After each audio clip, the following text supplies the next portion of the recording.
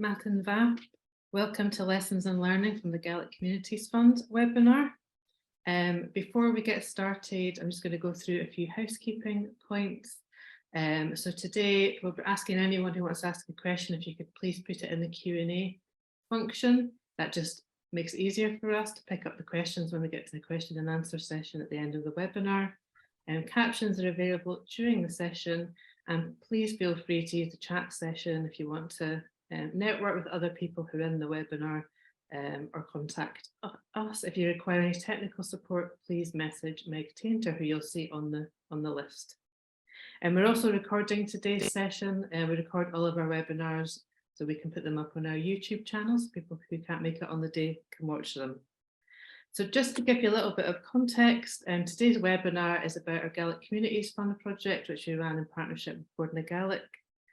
The aim of the project was really to look and see whether community trusts could play a unique role in supporting the use of Gaelic in their communities. It was an open programme where communities could apply to take part, and in the end we had 10 projects participating from Tiree to Carloway. We had a really interesting range of different activities happening, so we'll hear about 3 of those today. We'll be publishing a report at the end of the project, so if you're interested in the other 7 projects, you'll be able to read about those when we publish that report. So the way today's webinar is going to run is that first of all, we will have 3 speakers. First of all, we'll have Fañch Bihan-Gallic for North Harris Trust, and apologies if my French pronunciation is even worse than my Gaelic pronunciation. It's not a French name, so it's all right. Next up, we'll have Iona MacDonald from Portree and Braes Community Trust, and finally Murdo Morrison from Bragar and Arnol Community Trust. After that, we'll have a facilitated discussion, and Agnes Rennie is going to be doing the facilitation, and we'll also be joined by Shona Niclllinnein from Bòrd na Gaelic, and I will be joining that panel discussion as well. So let's get on with the main important stuff of the day. I'm going to hand over to Fañch now to give us his presentation and tell us what's been happening in North Harris. Happily, thank you very much. So yes, my name is Fañch. I am the ranger for the North Harris Trust. So a little bit of context. So Urras Coimhearsnachd, the North Harris Trust, is a community land trust that was created 20 years ago for the buyout of the land here in North Harris, which is the biggest community land in terms of superficie, the biggest estate in Scotland with 64,000 hectares. Gaelic in North Harris is known by literally every single native Harris person above 50, and still many people under 50, even though there is currently a fairly significant demographic shift with many incomers coming mostly from England. One of the specificities of North Harris is that most of the estate is wilderness. It's the deer forest, as they call it, even though I'm pretty sure there's only 3 trees up there. But it is a very big designated natural area with various levels of natural designation. So the population is actually quite densely packed around the island of Scalpay and the Tarbert mostly. The North Harris Trust has had the ranger service since 2009. So for those who are not really sure what the ranger service does, it deals with many aspects of the outdoor life of the estate. So monitoring paths, working paths, and monitoring landscape and nature. And the idea with when this project came up with Bòrd na Gaelic and Community Land Scotland was to try and stir the ranger service towards the idea of dúchas, so the natural heritage of Harris, and include Gaelic as a part of a job that would take into account Indigenous knowledge, Indigenous way of life, and social connection between people and the land, rather than, as it was previously, focused solely on wildlife and plants and this kind of more detached nature from the community. So one of the idea of the project was to have as many services available in the trust in Gaelic as possible, and the ranger being one of the most community-oriented job and the most social job seemed like a very good way to to try and experiment extending our Gaelic offer to a community that is still primarily Gaelic speaking. So as part of my job, I welcome visitors, tourists when they come, but also scientific groups, media when they visit North Harris. I'll be the one usually accompanying them, helping in their visit and showing them around.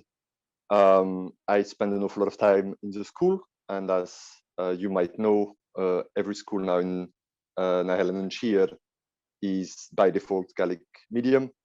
So most kids in Tarbert are going to Gaelic medium education. So when I work with a school, I am able to work with them in Gaelic, which is not the case of many outsiders that work in the school, which so far as I know, the teachers are very much appreciating. And I do an awful lot of community projects. So we have a big tree planting project going on, and I welcome volunteers when we're doing the tree planting, improving some of our sites, combating invasive species, doing past work, many things that are not connected to Gaelic, but that are just part of daily community life, and managing the estate, monitoring of our plant life and wildlife, and also anything else connected to the estate that goes through my head. So giving talks about place names, these sort of things, which obviously Gaelic knowledge helps me a lot with. There's a diversity of tasks, and all of these tasks can be delivered to the medium of Gaelic. Almost none of them is Gaelic specific, but every one of them can be done through Gaelic the same way every one of them can be done through English or French or any other language. So it's something very important to us that the service can just happen through Gaelic as a natural language rather than as a target of the service itself. And we have a very small staff, which means that we end up having many tasks that we share. And as our staff mostly speaks Gaelic, most of our staff speaks Gaelic, it has been a big improvement to have just that one more person that can do it.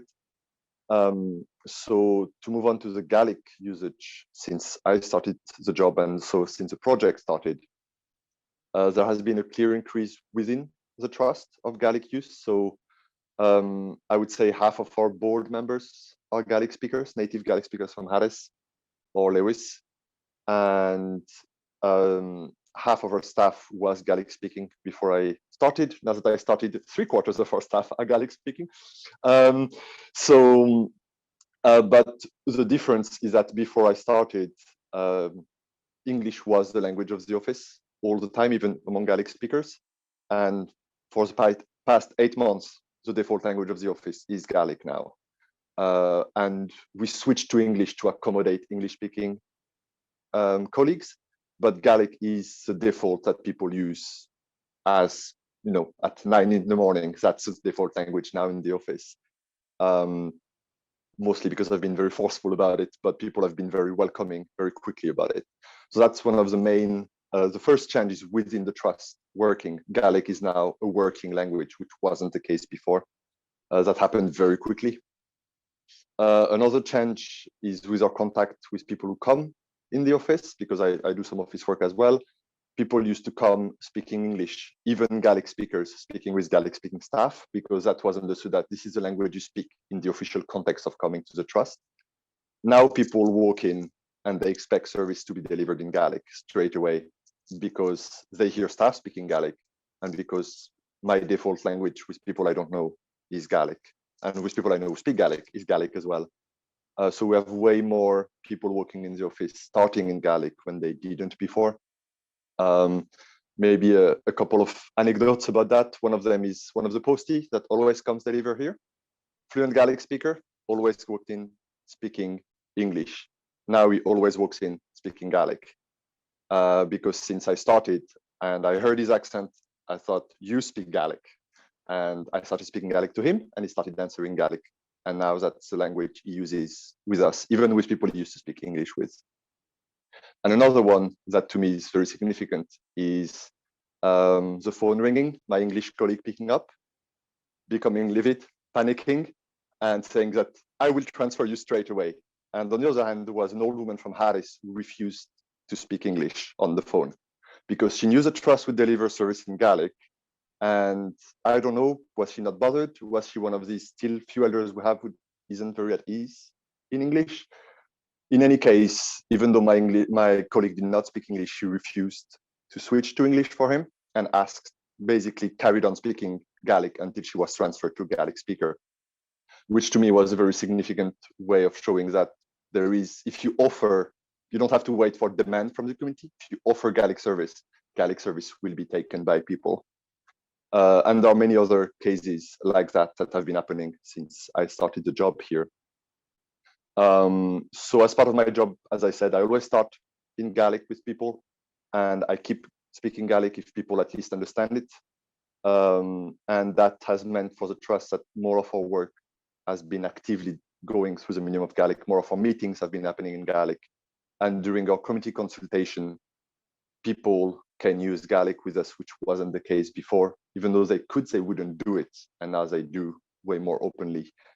Elderlies have been praising this change. Many of them are telling us openly that they're very happy to see that happening and that they feel more comfortable dealing with us now than they did in the past. And many of the children at school now, they see me and they know that they have to speak to me in Gaelic, which means that they speak Gaelic with somebody from out with the school system as well.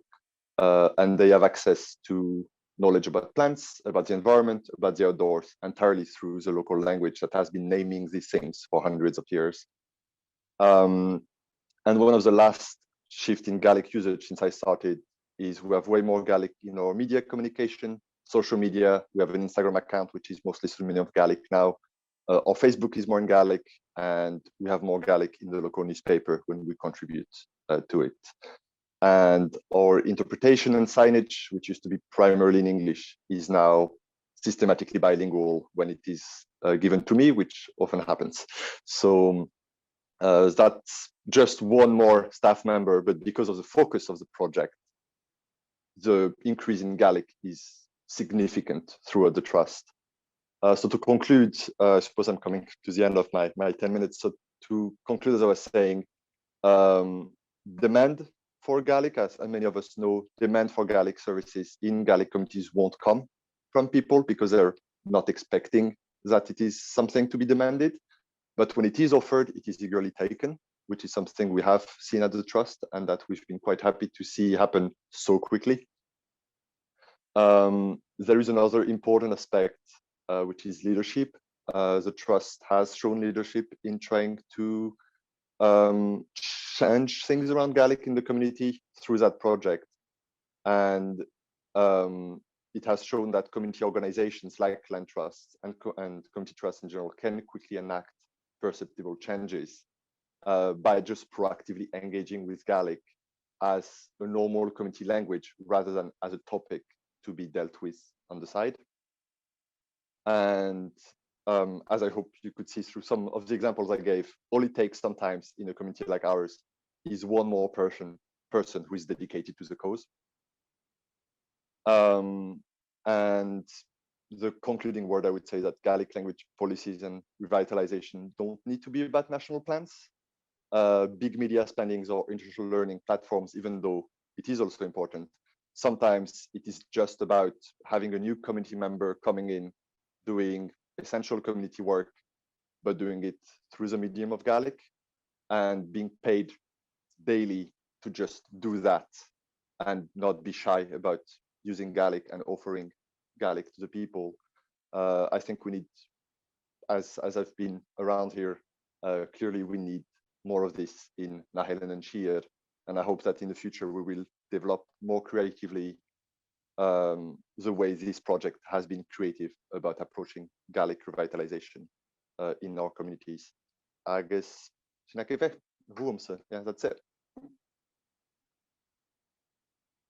Thank you, Fañch. That was really interesting. I should have said when I introduced you that as well as being a ranger, you're from Brittany and have a doctorate in Celtic studies. So you're kind of the perfect person for this job, which has two sides, needs two sides of that experience.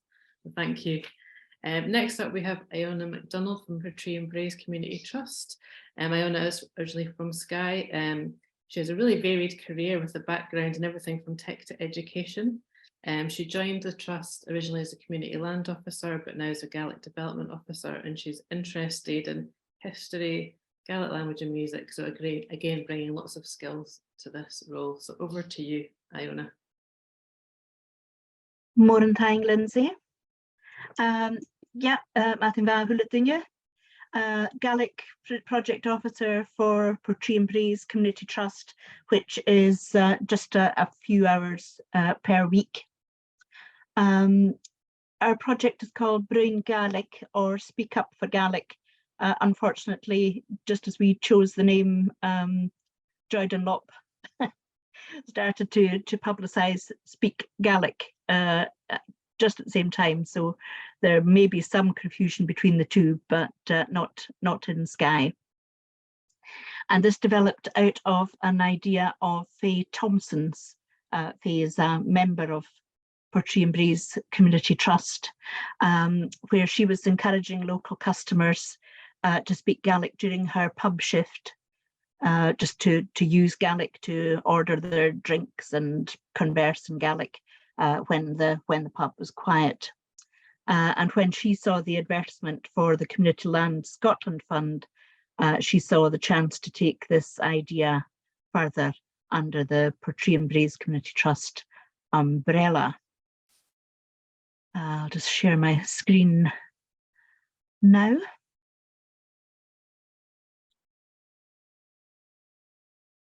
So the project was based on two main weekly social events, the tea party at a local restaurant and the pub session, both supported philosophically and linguistically by the owners.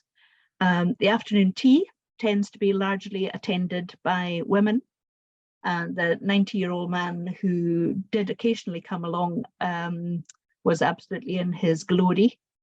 And the pub session is probably more of a male environment, but not exclusively so. The Piaratel is a traditional island working man's pub for fishermen and joiners and just the people of the area, but is being on the pub on the pier in Portree is also a magnet for tourists during the season. So attendance at the tea on Tuesday afternoons was steady at maybe 6 to 8 per week, and the pub session ranged from 3 to 30, or as many as we could pack in. It's a very small space, and it depended on the activity and the time of year. Tourists who happened to be in the pub were encouraged to engage, to ask questions about Gaelic, or to participate in the ceilidhs, if there was one, in their own way. So a few statistics for you. Over 590 attendances, that's attendances, not individuals, up to the 31st of August from middle of February. The Facebook page has 462 followers. Age range of attendees is 2 to 90. The 2-year-old doesn't have any choice in the matter. 15 local businesses have signed up to Gaelic use, that they would engage with people who wanted to speak in Gaelic, or might speak to their customers by saying Mathin Va, Fescar Ma, and using as much Gaelic as they had. And that ranges, of course, from full fluency to just a few words, but very keen to use what they had. More than 80 hours of Gaelic activity has been provided since February locally. Project officer hours were minimal, 4 to 8 hours per week. The community were engaged and very supportive. We integrated with the Cleachkey campaign as well by using their merchandise and resources, the badges, the stickers, the speech bubble, Gaelic and show for particularly for the businesses, and that was actually very popular. People very keen to engage with that. We found it was a vital resource for Gaelic learners that they were getting the chance to use their Gaelic in a supportive and non-judgmental environment. Very important for somebody who is really trying to feel their way in the language, and also a number of lapsed Gaelic speakers reconnecting with the language.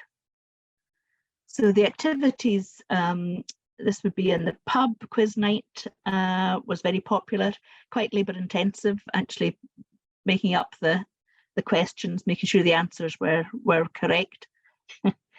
This relies on the whole pub being with the activity. It's very difficult to have a pub quiz when not everybody is taking part. But it encourages discussion, Gaelic discussion amongst the teams, and very good numbers as well. Ceilidh was very popular. None of the Ceilidh nights were actually billed as being a Ceilidh, but happened spontaneously depending on the participants. This chap here, also my nephew, but one of our greatest resources for getting a Ceilidh going. Ian Cormac, second in the Mod Gold medal this year, will win it one day. They all happen spontaneously depending on the participants. Very well received.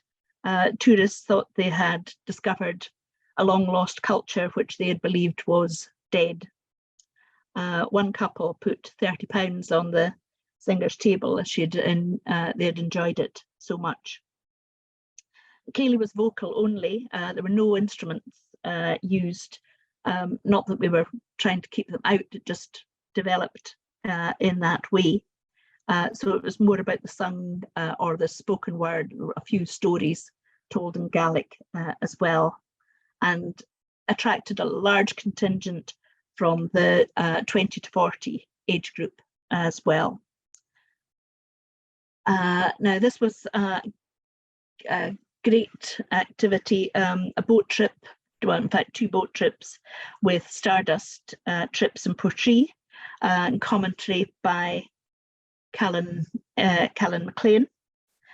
So history, geography, place names of Portree Bay and the Sound of Raasay were the main topics, all in Gaelic with a good age spread. 16 participants over the 2 days. Original bookings were cancelled due to weather, just a locational hazard.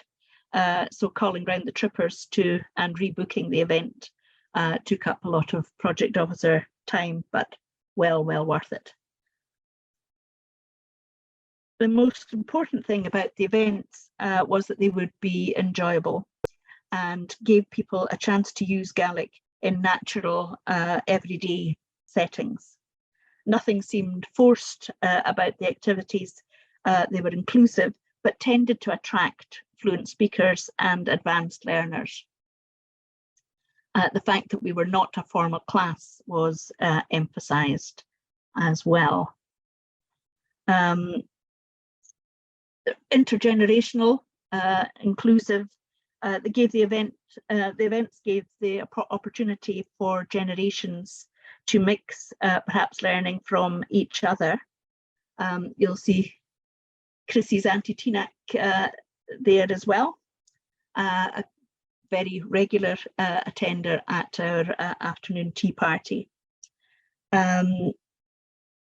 Everyone who wished to attend and use their Gaelic was welcome.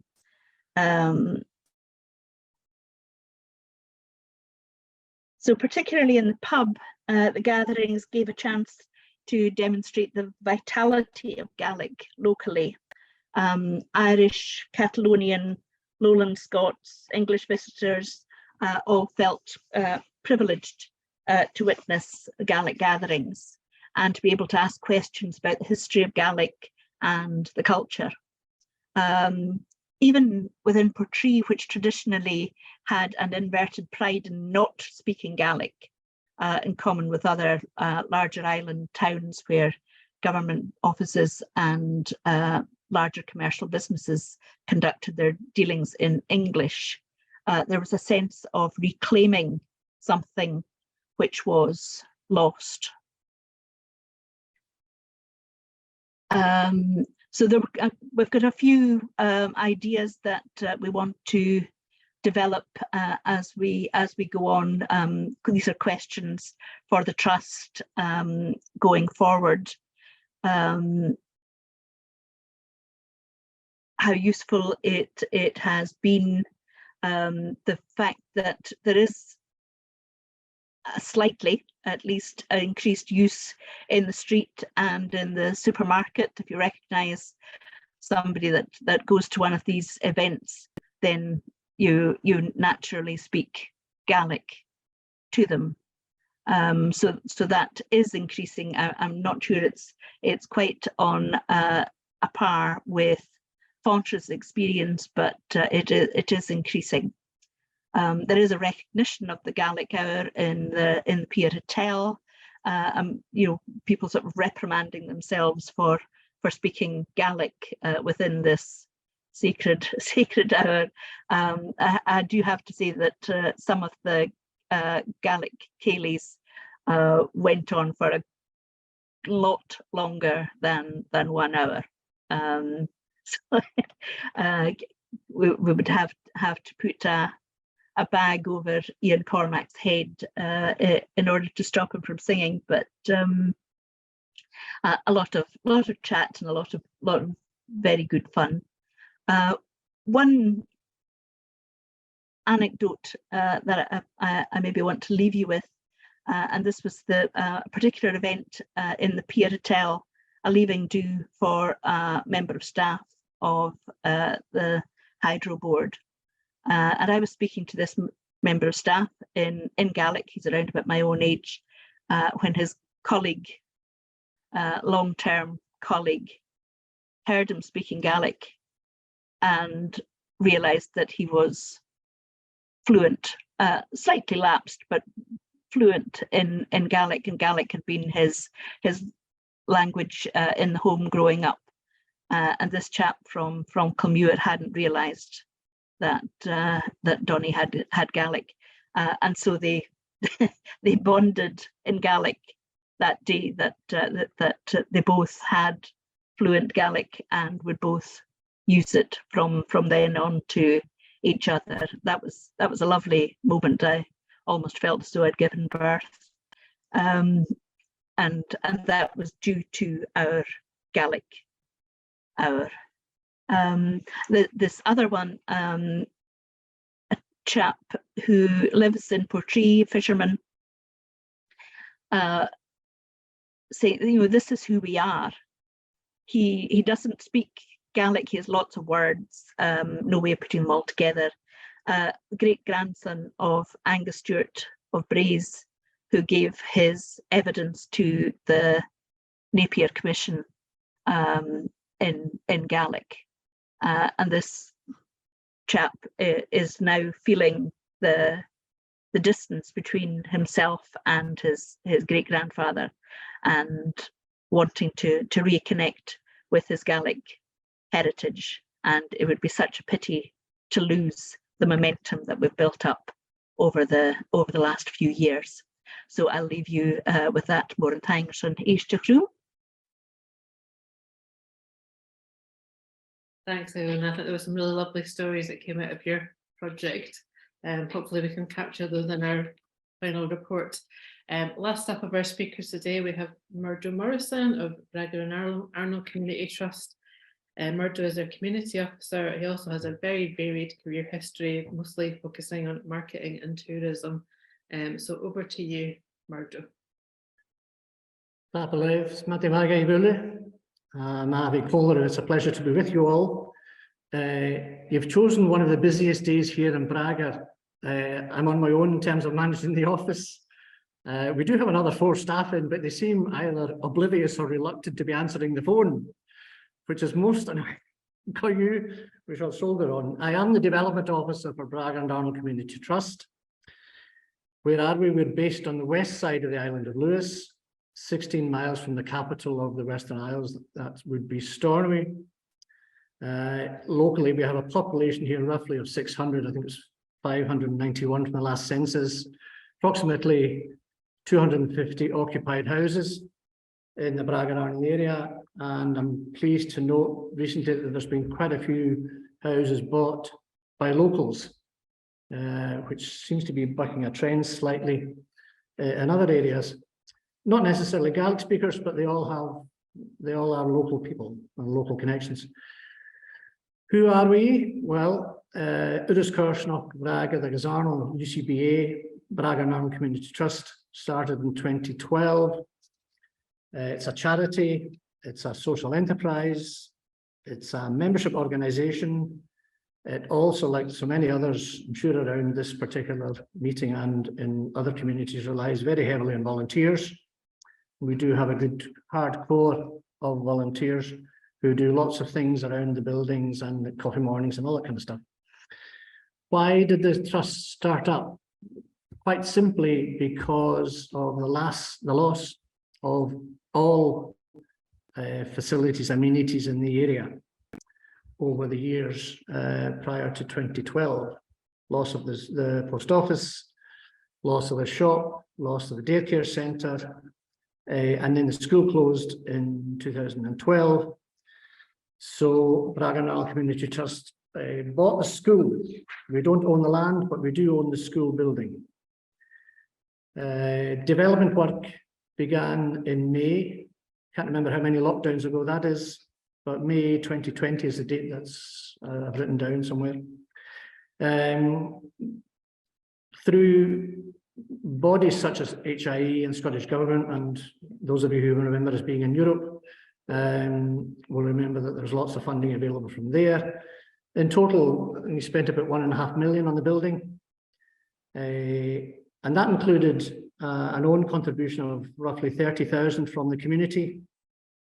And one of the things they did here was to create an archive, which it is now, of tiles at the front entrance to the building.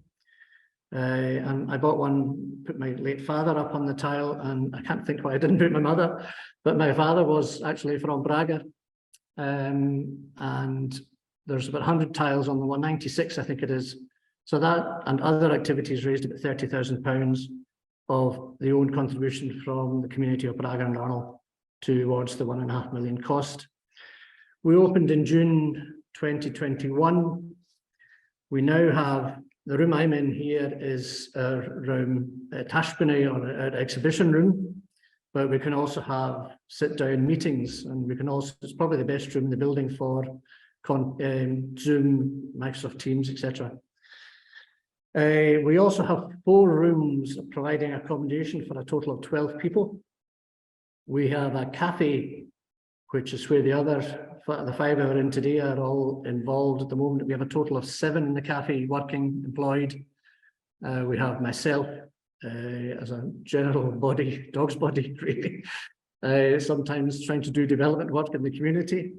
And we have a manager, Tina McPhail, who oversees the whole thing. We have accommodation, we have a cafe, we have this room here. It's a lovely room. I may be not able to see it properly today. We have a community room, which is multi-purpose. We have an EV charge point outside, which seems to be working most of the time.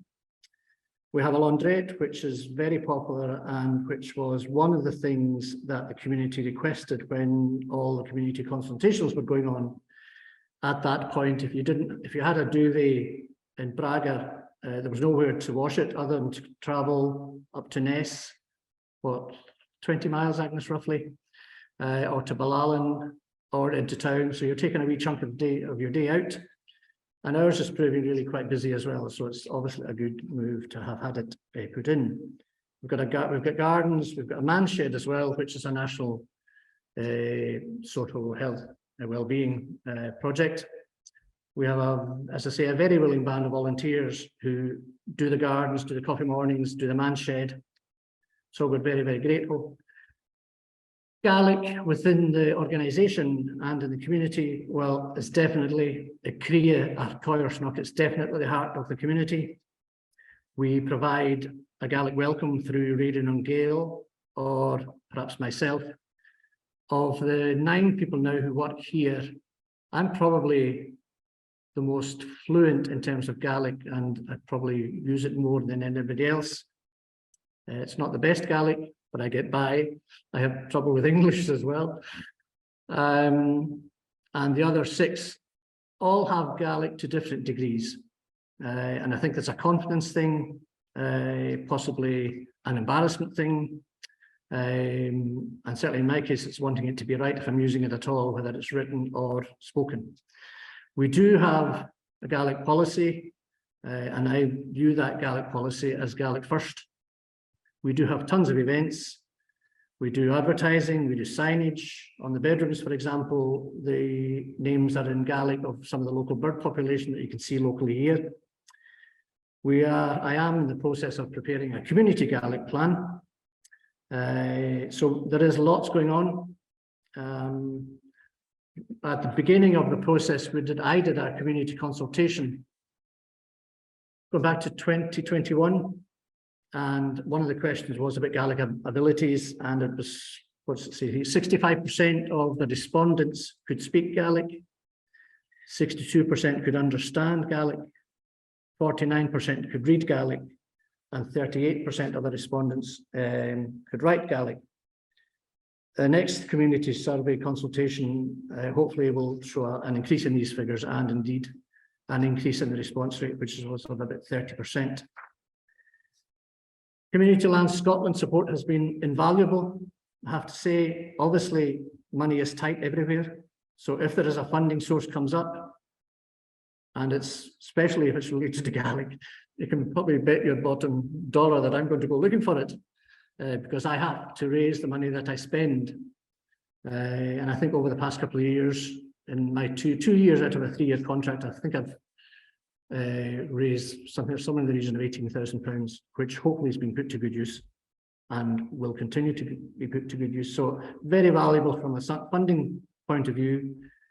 But obviously as well, we were keen, and I was keen, to support Community Land Scotland in their efforts, and indeed Bòrd in the Community Land Scotland efforts to promote Gaelic through communities. And it's been an absolute pleasure working with Chrissie and Meg and Linsay and the team, and also the Bòrd team as well, who are all very, very cooperative, responsive, easy to deal with. And there's people like Agnes as well, who lives and works up the road, not too far from here. Galson Trust. There's Horseder next door. There's Barrows and Brew. Lots of local organisations that we're aiming and are working with, and hopefully will be in the future. And one of the most recent ones, which I can probably safe to say now because I've seen it on their website, is the Calmac Community Fund, administered by Foundation Scotland, and obviously there's a Bòrd there as well. The outcomes, I wrote some down. I think it's community confidence, it's seeing and hearing Gaelic. There are actually more people joining our Speak Gaelic classes, which is great. They're not always there every week, they're not all there every week, but there's a latent number of people who are interested in speaking Gaelic. One of our future targets will be our staff, but Gaelic is being seen and heard in the area, and it's also provided an economic boost to ourselves as an organisation. And this whole partnership thing, which I believe in tremendously. I'm a firm believer in partnerships, especially in an area which is regarded by some as a very small area, which I suppose it is, but it's bigger than others, but it's not like other areas. In terms of an anecdote, and I mentioned this before, probably at various meetings, I was sitting in the office and I saw this lady, I heard this lady come into the door of the office. She was going to be staying with us for a week, and she was from the USA, and she spoke to me in Gaelic. Took me back slightly, but we had a fantastic week with her. Her name was Hilary Rosado. She was from, I think, Arizona, but she's a member of Gaelic-speaking, and she is learning Gaelic, or well, I'm sure she still is, with Michael Mackay and others. And I know Michael through my time with Incommon and various other organisations. So it was absolutely fantastic. A week with Hilary, she went on the community walk that we did. She came to the coffee morning. She went to her Gaelic classes. She joined in, and it was absolutely fantastic. And subsequent to that, she's written a wonderful piece in the newsletter of Incommon Gaelic-speaking. So, Bhailún Tang, Bhàdhagair, Incommon Coimhearsnachd Bhràdhagair, agus na buin and how they sas cola as a project. It's been a fantastic project to work together on, as far as I'm concerned. Thanks to Community Land Scotland, Bhràdhagair, and my partners, our partners, and long may it continue. Tapalev. Thank you, Murdo. I had the pleasure of dropping into your lovely cafe during Community Land Week and meeting a certain Agnes Rennie, who I'm now going to hand over because Agnes is going to facilitate the next session for us. Over to you, Agnes. Ablaat Linsay, ha jolt me koop en koffie na skone oorsby, agus a fein vaha kan braken.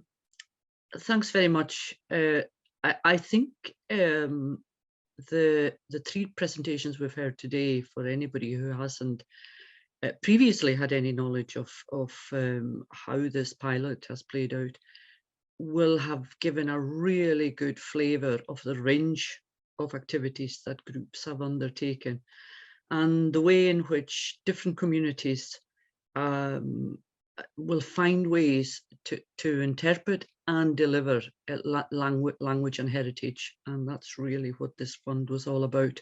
So before we go any further, I just want to go back to Shona Niclllinnein from Bòrd Gaelic, who's with us on the panel today, and indeed Linsay will be staying with us as a member of the panel as well.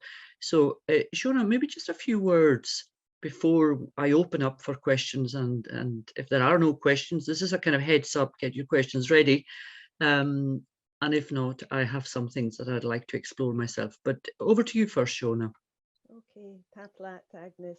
Oversach ma Vian Shaw, agus fashion ho brosnachal, a victorian na Vadunia gra, min a project nachga, shin iravi homa, agus homas govilla irachlarig, Margaris.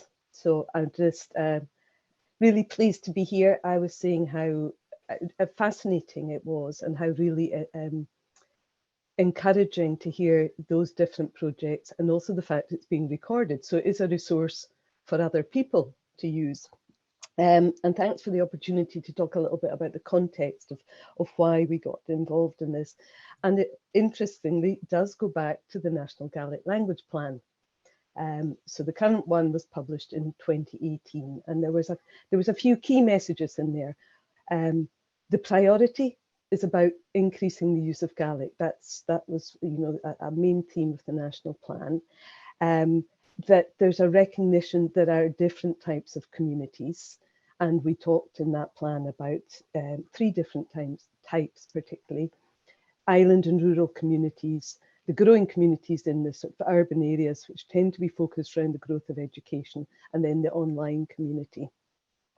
And as we did the consultation on the national plan, which was in 2017, there was very strong messages, particularly from the island areas, about the challenges that the island communities face in maintaining populations, first of all. So leaving aside the question of Gaelic, it's about how do you maintain strong communities in the islands, and then for us, and for all of those interested in Gaelic, how do you ensure that Gaelic is the language of those communities?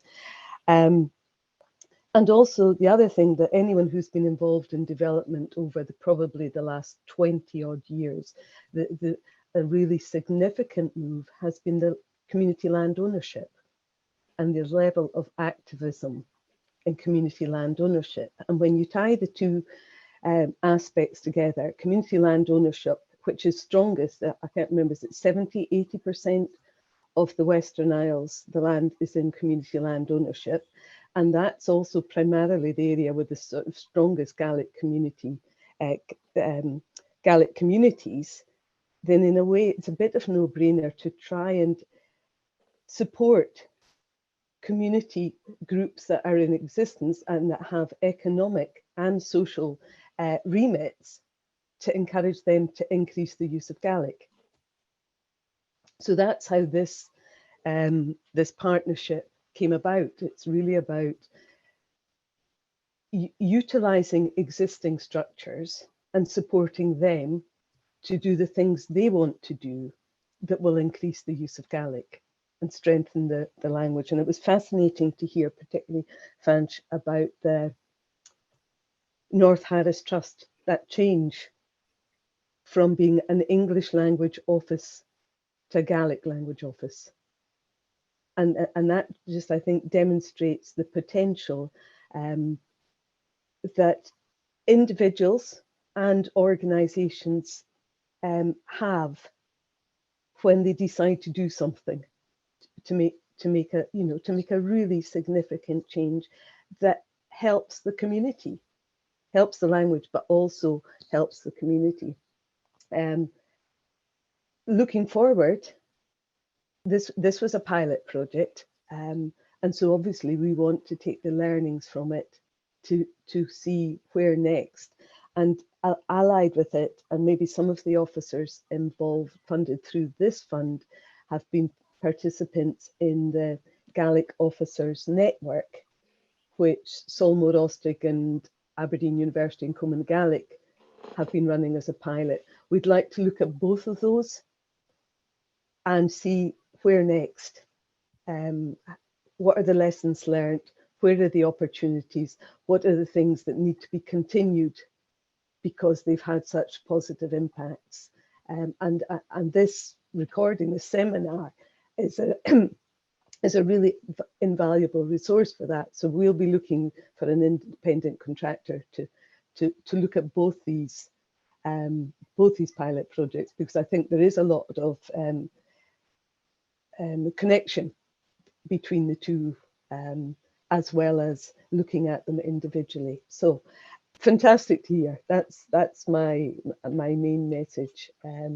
Really, really fascinating work. And I think the only other thing I would say is about Bòrd Gaelic. People know the size of Bòrd Gaelic, the budget we have, and partnership is the kind of the key way of delivering greater impact. So having partnership with different fora, different organisations, really, really important to us. And so working with yourselves at Community Land Scotland, and many of our values are aligned. It's about community, strengthening communities, strengthening language. That's also been very important. Tang. Tá plát Shona. Well, stoken heel sin you good. It is Dana point in Hitchahokala at Sahashini Brí. I think I'd like to just start our conversation just now with maybe some thoughts from our three presenters on would what you have done in the course of the last year have been possible without the extra resources that this pilot has provided? Because while on the one hand, it was very clear right from the outset that the funds were limited, but there was also a real desire to make the funds go as far as possible. And a realization that, whether it's the hire of a room, simple as that, or whether it's spending some time and being able to have money to pay for cups of tea, then you need financial resources to be able to do that. So, Fañch, if I can come to you first, and your post, it's, if you like, it's a mainstream post within the trust. So, how important is it to the North Harris Trust to be able to draw on the extra funds that were available here, or indeed by whatever other means, in order to let you do more? So it's crucial. So the thing is, even though the estate here is very, very big, the population is small, and like many other search committee groups, we don't have a very big budget. So there is a core staff, manager, administrator, and project manager, but every other extra staff we get has to come from funding. So the ranger service is one of them. So since 2009, there has been no consistent ranger service. So you would have had the ranger for 6 months, and then nothing for 6 months, and then the ranger for a year and a half, and then nothing for a year. And because of funding streams, so for a job like mine, without funding, there is no me, basically, to put it simply. When I started, there had been no ranger for 6 or 7 months. And just so that it's clear, my full-time job year-round is funded by 2 streams. This project that we're talking about today, which provides a bit less than half of what is essentially my salary, and a bit over half, which is provided by Nature Scott, because I'm a ranger in the ranger network. And now, obviously, that the pilot is coming to an end, we are looking at either my job stopping after next summer because we run out of Nature Scott money, or needing to find £11,000 to allow me to stay 1 more year. Like all of the projects we've had in this pilot, we've had a year in which we had time to put the structure and develop ideas, but there is, Iona talked about momentum. We reach we have a momentum, we have something starting, and we can build on it. I've been here for 8 months. I've spent so much of my time meeting people, speaking to people, getting to just know the community and the people, that starting when my contract renews in March, I will be able to do thrice as much, because I will actually know what to do. Mm-hmm. I won't have to spend my first 3 months trying to understand how everything and everyone works here. So for us, without that funding, the trust will not be able to keep me on. So we need to chase funding, which we are currently doing, to carry on the job, or basically give up on this until who knows when we can get funding again for Ranger. So yeah, short answer, it's crucial, we need it. Yeah, and the important thing about that is whether it's Fañch who's doing it or whoever is doing it, exactly. It's about now being able to somehow hold on to that momentum, I would imagine. Yeah. It's obviously whoever, that's the thing that Rangers, we've never had Rangers for more than 2 years, I think, for a simple reason that funding runs out. So somebody gets to know the place and then they have to leave. So whether it's me or somebody else, that's not what really matters, is the fact that we will have potentially, maybe I'll have to go, and then there will be 6 months gap, and then somebody brand new will move in, that will have to redo everything, relearn everything, restart all the relationships, and then we'll have to leave. And that's just something that the trust, putting trust money in that job when most of the trust core income is already going to the other jobs is almost impossible, or we need that the trust will have to stop doing some of its core work, which is just not possible. Iona, you used the word momentum, and this project has been delivered under the auspices of Portree and Braes Community Trust. Was there, if you like, an ambition always within the trust to somehow realize improvement, development from a language and culture perspective? Particularly from a culture and heritage perspective, yes, perhaps not so much from language. When my post as community land officer with the trust was coming to an end, it was just a 1-year contract.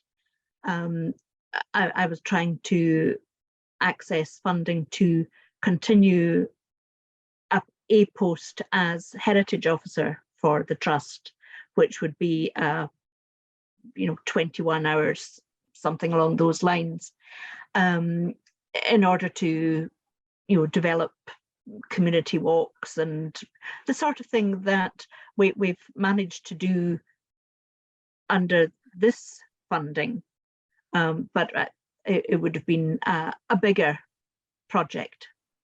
But this funding and this project that we have now with the emphasis on Gaelic, I think has changed my own thinking on what's actually required and what needs to be at the core of any future funding applications, and that the language should be, not that I ever thought that the language was a secondary consideration, but I think there are people within the community who think Gaelic is for the Gaels, and that it doesn't impinge on them at all. And they're not, they would say, I'm not anti-Gaelic. Well, that's a bit like saying I'm not racist, but or at least that's the way that I interpret it. That there are within the trust, within the trustees, there are a number of people who would be very supportive of a heritage project, a heritage post within the trust, but it wouldn't necessarily be universal. That it's more of a natural environment trust, and that's the way that it points. My own feeling is that the human environment is very important, and the human environment includes the Gaelic heritage and Gaelic language, and is part of the makeup of the whole island, and ought to be something for consideration within Portree. The momentum, I'll come back to that word, momentum that we have built up over the last 10 months. I think it would be a shame to put a stop to that. We would take months again to build up to the same level. People would drift away. The people that we have kind of brought on board. One lady who comes to the tea party, she was actually devastated, literally, when she thought that this was going to come to an end. They've continued to meet, a number of them, but it's not been on a formal basis, and I'm not formally employed within that project at the moment, because it came to an end on the 31st of October. We're hoping that we will be able to continue it, because we didn't actually spend all of our allocation, and it would be wonderful if Community Land Scotland and Bòrd could allow us to continue this project until the end of March, and perhaps give us the opportunity to find some other funding to continue it, or that Bòrd and Community Land Scotland could take what they've learnt from the pilot project and say, yes, we have done a good thing here, and this needs to be continued. Because our project was very much at grassroots level and aimed at people using Gaelic in an everyday context. There was nothing forced or false about it. It was just people carrying on their everyday lives and social activities in Gaelic. Hang on to that thought, Iona, because I want to go to, I want to move to Murdo now, but I think that question of health and well-being, and how in fact language, especially language and heritage in its broadest sense, actually is hugely important in many communities, in terms of of confidence building, of realizing some sense of identity, when sometimes around you so much seems to be changing. So that's and I'll come back to Shona on this one too, because I think Shona's own comments about collaboration, cooperation, we sometimes tend to think about language and language funding as being very much in a narrow delivery zone, and people don't others don't recognize, I think more so than those of us looking out from that Gaelic and the language and culture zone, others don't realise that actually there's a huge missed opportunity by not engaging there. Murdo, I think that takes us actually quite nicely to some of the aspects of your own project projects, in fact, in Bragar and Arnol, because it hasn't just been about classes. And this is so often what people think about when you mention language and you know, raising the profile of language in a community. It's not just about language learning. No, indeed not. I mean, it's not even just about events for Gaelic speakers or Gaelic learners or non-Gaelic speakers or non-Gaelic learners, if you like. There's very much a social care aspect to what we are trying to do. And again, Community Land Scotland funding has helped us do that, as have other partners, the funding from other partners. For example, we're looking at 2 deliveries going out over Christmas and New Year to some of the, how do I put this, the more fragile within the community. That's an important part of the work. The events we've put on over the course of the years, a fair mixture of meetings, ceilidhs, not all Gaelic events. But I was doing something for our AGM the other night, and I think I tallied up the attendances in 2021 would have been roughly around about 1,300. And so far this year, we're up to around about 3,000. And we've got a lot on in December. So, you know, in terms of numbers, and the majority of events do have a Gaelic aspect to them. So it's events, it's social and social health, social and mental health. Keeping the community involved, getting the community involved, but making sure that those who can't come to the likes of this building here called Gàidhlig, which incidentally is named after the loch which is at the back of the building. This is the Gàidhlig Centre, if you like. There are a lot of people who, for whatever reason, either can't or won't come down here through ill health, or they just don't get on with somebody perhaps on the committee or whatever, all that kind of stuff. So we try and get around those issues by going out and about, which is proving difficult because it's quite tying to the desk, to be quite honest with you. But anyway, I seem to be managing okay so far, touch wood.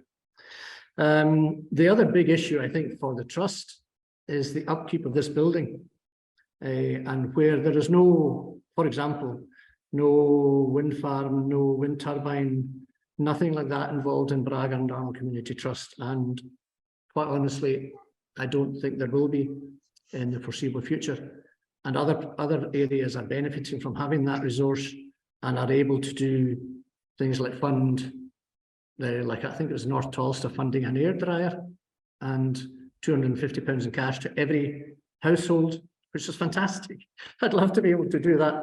But the ongoing management and maintenance and running of the building is possibly a slightly longer term concern. My own personal situation, contract 3 years, going into the 3rd year. Actually, I think I officially started 2 years tomorrow.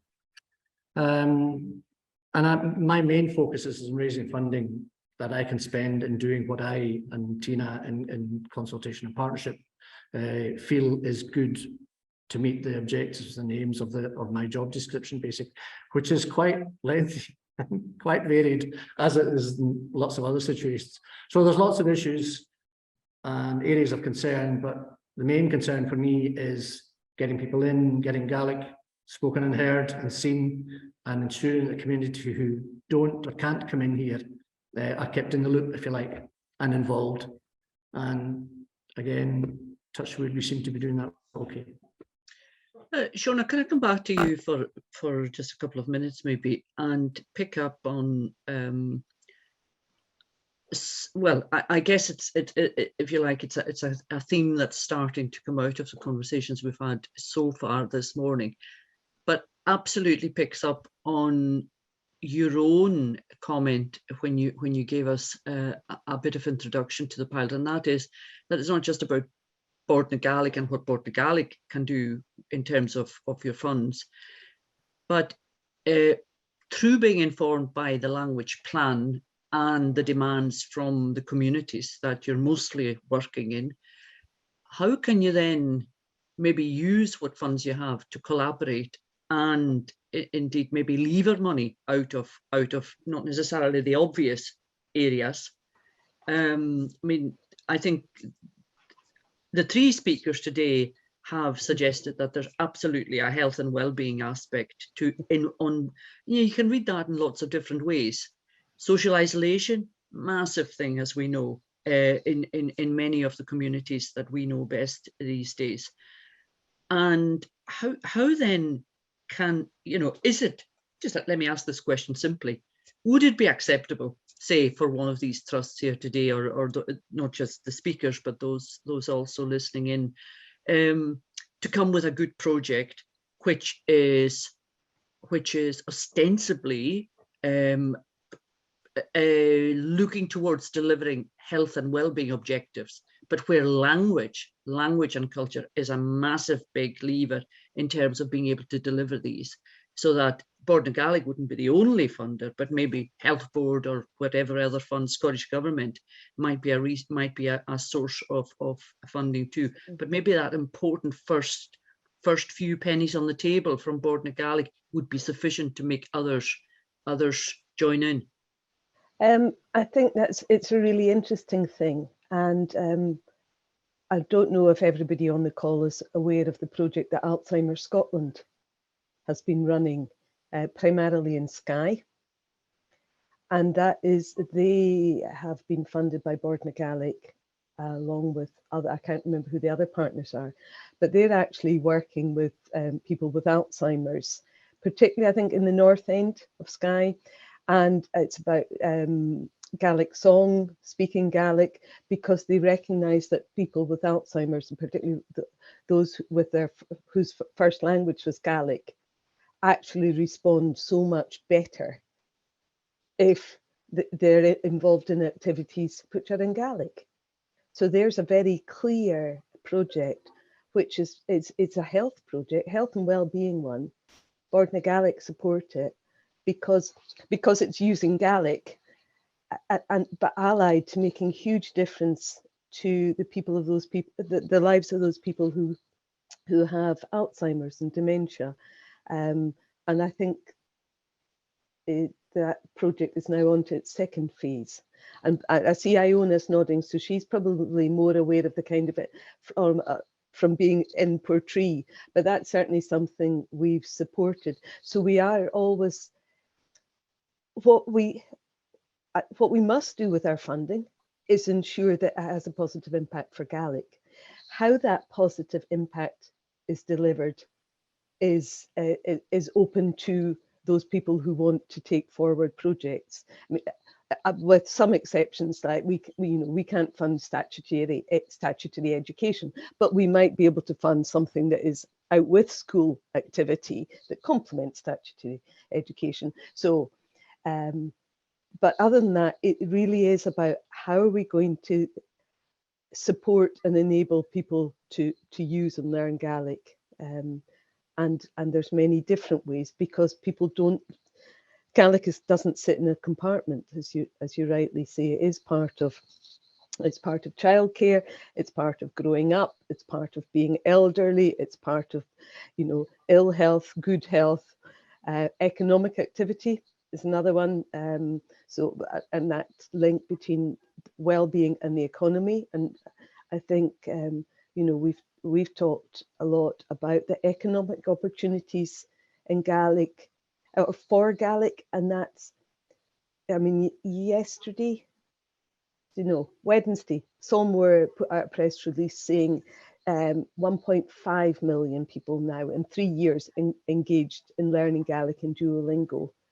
Now, a huge percentage of those people will want to buy Gaelic books, Gaelic texts, use social media, buy, as well as the learning part. They also want to experience things which are part of the sort of demonstrate the language and the heritage, as do Gaelic speakers. So lots of different aspects. And so long as our funding is used for Gaelic, then how it's used is very is open to those coming forward. Thanks very much, Shona. That's really, really helpful. Linsay, do you want to make any comments at this stage? Just to kind of any reflections on how the project and how the pilot developed from I think what you would probably accept. You weren't really entirely sure what you were letting yourself in for. Yeah, I think it's interesting that some communities were saying, why is Community Land Scotland getting involved in this kind of project? Maybe it doesn't seem obvious. But I remember not long after I started at Community Land Scotland, our ex-policy director saying, oh, we should really do something about Gaelic. It would be a really nice fit for some of our members and they could bring some interesting ideas. So a few years later, this project came along, and it came on the back of lots of work we've been doing around kind of culture and heritage over the previous period. So it just seemed like a really, I suppose, an obvious development from that kind of work, because through our cultural projects, we'd heard so many times about the link between land ownership, nature and Gaelic, so we felt there was something we could build on. But Chrissie did most of the work on the actual project, so I really enjoyed the event that we held in Rasley, where we brought everyone together and we got a nice snapshot of what everyone had done. And I think for me, the things that seemed to be common across all of the projects was that the groups felt that they were able to deliver something because so many of our members and other trusts run events, programs, and do loads of community engagement, and then you could tie Gaelic work into that really nicely. The real kind of can-do attitude that most community trusts have of just getting on and getting things done and getting things up and running quickly. So I think from our point of view that trusts were able to really bring something unique to this whole piece of work. It'll be good to kind of drill down a bit more into that as we look a bit more deeply into the projects we're going through the analysis. Thanks, Linsay. Fañch, can I come back to you, because I know that I think you mentioned yourself early on, but I definitely do know that part of your own work has been working with groups, taking out groups. So there's very much an economic dimension to the work that you do. To what extent would that be driven by a Gaelic dimension if you weren't doing it?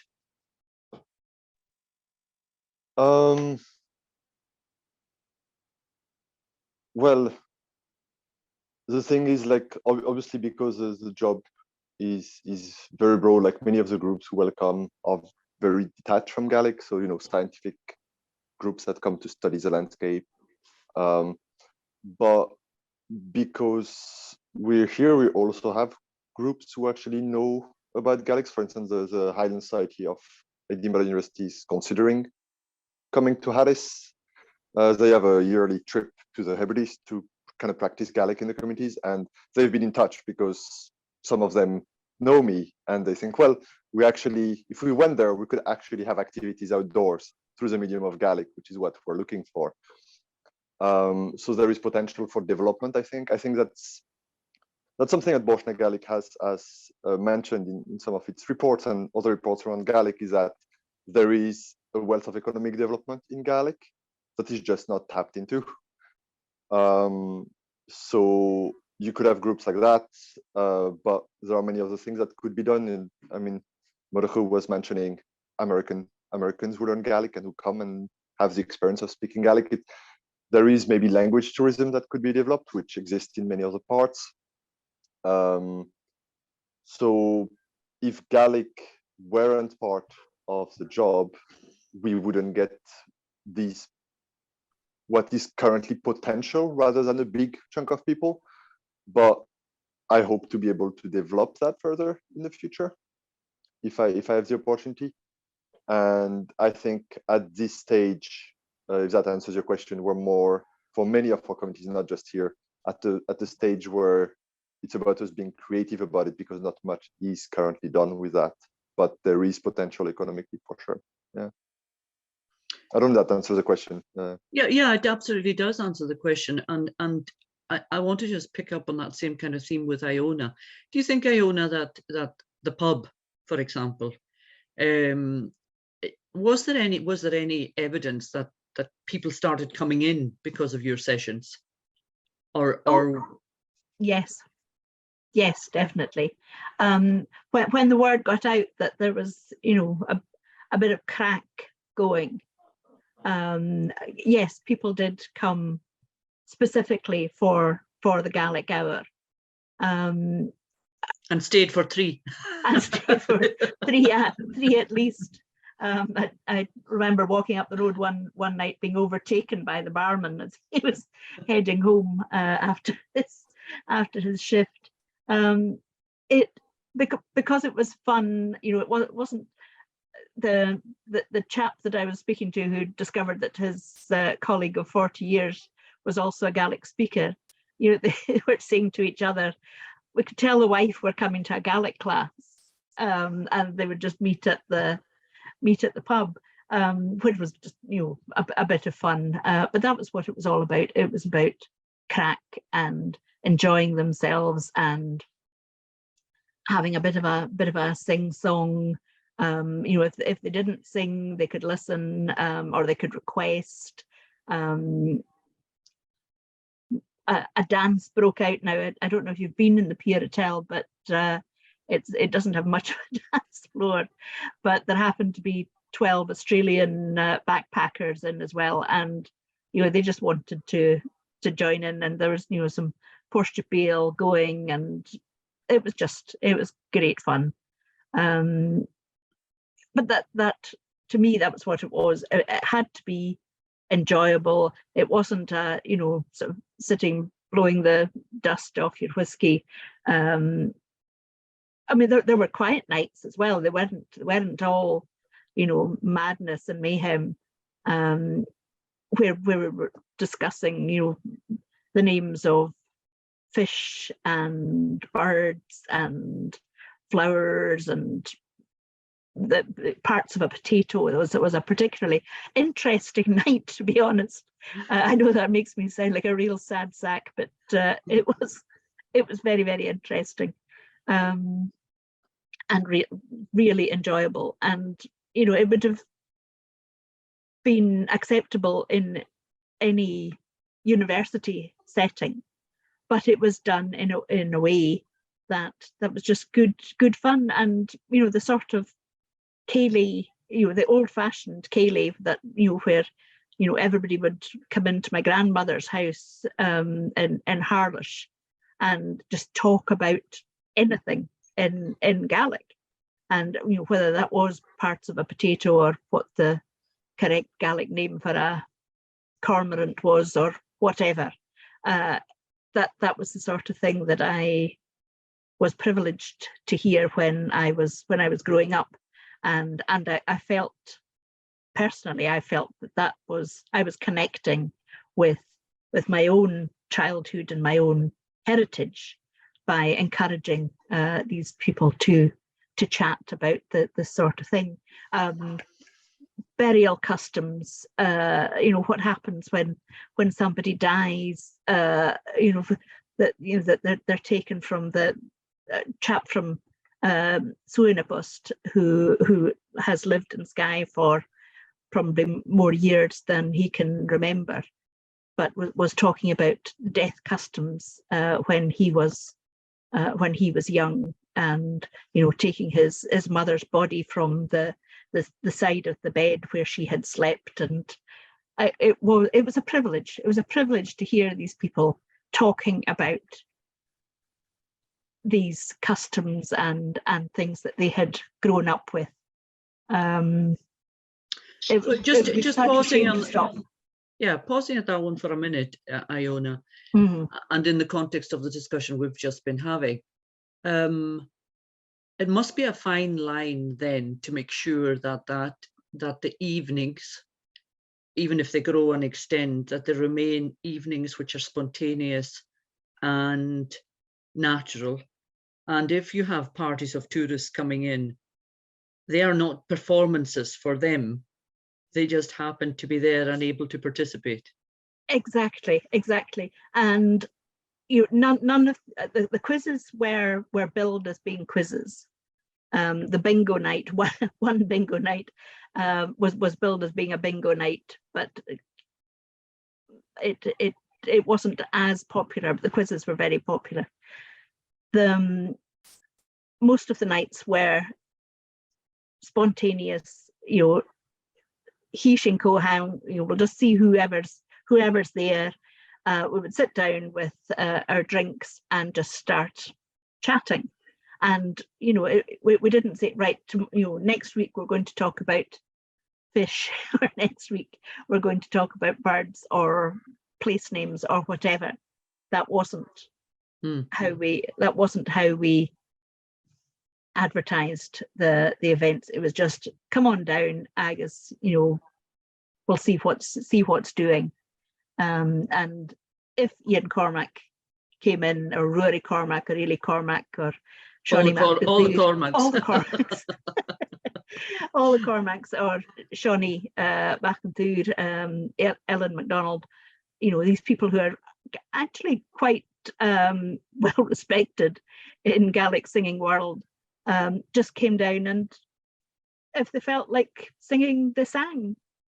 There was quite a lot of sort of, oh sure, go on, give us a song, but it wasn't, we didn't have a big poster up saying, Ceilidhs tonight at the Pier Hotel.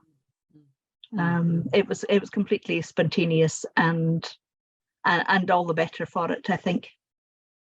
Murdo, I think the same would apply really to many of the sessions, events, call them what you will, that you've been running in Gàidhlig. I mean, these are mainly for your community, aren't they?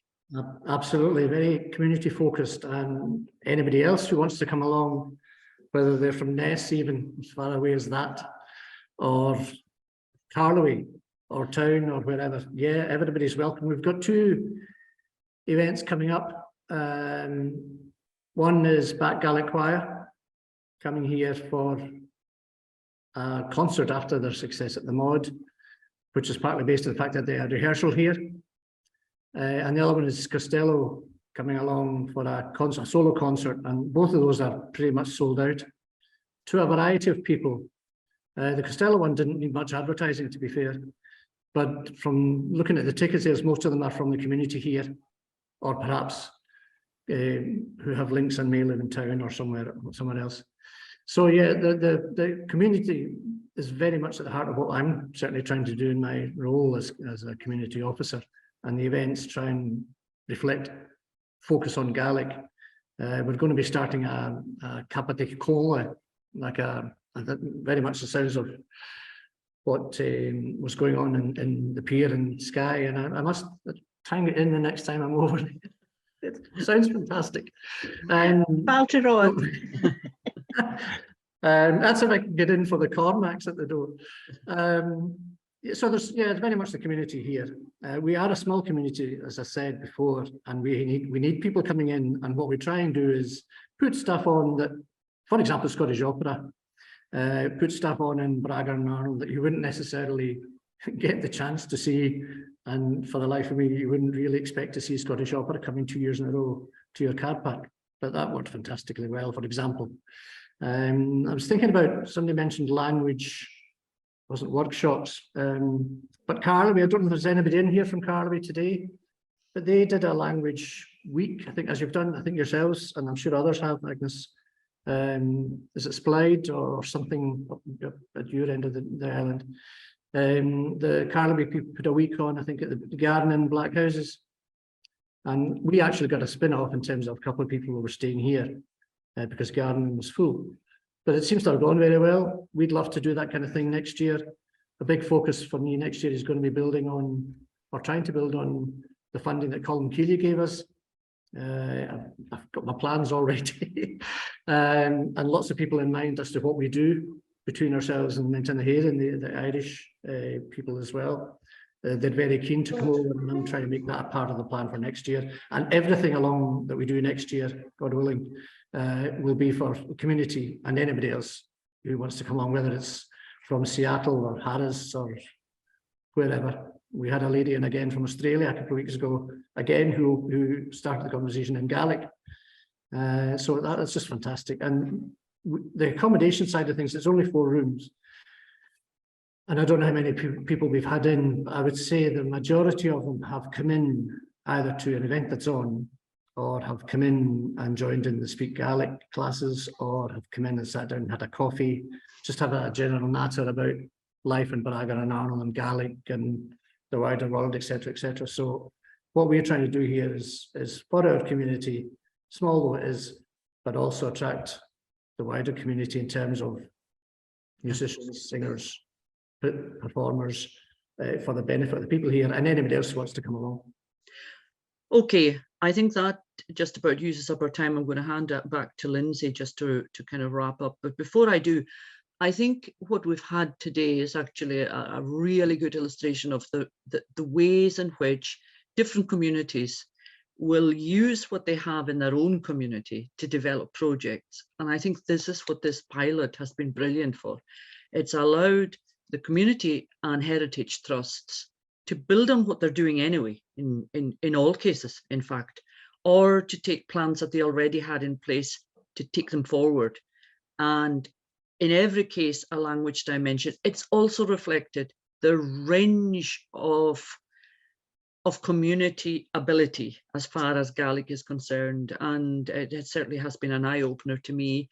It wasn't new, but it was an eye-opener. But I hope that one thing that's come out of it has been a reassurance to communities and to community groups that even if they're not able to do things at their own hands, there is a real opportunity nowadays to collaborate with other communities and to work together. And I think that's been a real lesson that's come out of this pilot, and I hope that we can pick up on it in one way or another. Over to you, Linsay. Thanks, Agnes. And before we finish up, I'd just like to say a few thanks. So thanks to Bòrd na Gaelic for funding this project, which has been an absolute pleasure to be part of, and also thanks to the 10 communities that participated and brought so many fantastic ideas. And thank you to Chrissie, whose last day it is today, who has been there always at the end of a phone for any of the groups who've been taking part to have a chat with. We've got one question in the Q&A that we've not answered, but just to reassure that person, we'll come back, we'll drop you an email, because I think I know someone on this call who might have an answer to that question. So many thanks to everyone who has taken part today and joined us. This webinar will be up on YouTube, hopefully early next week, if you want to share it with anybody. So many thanks.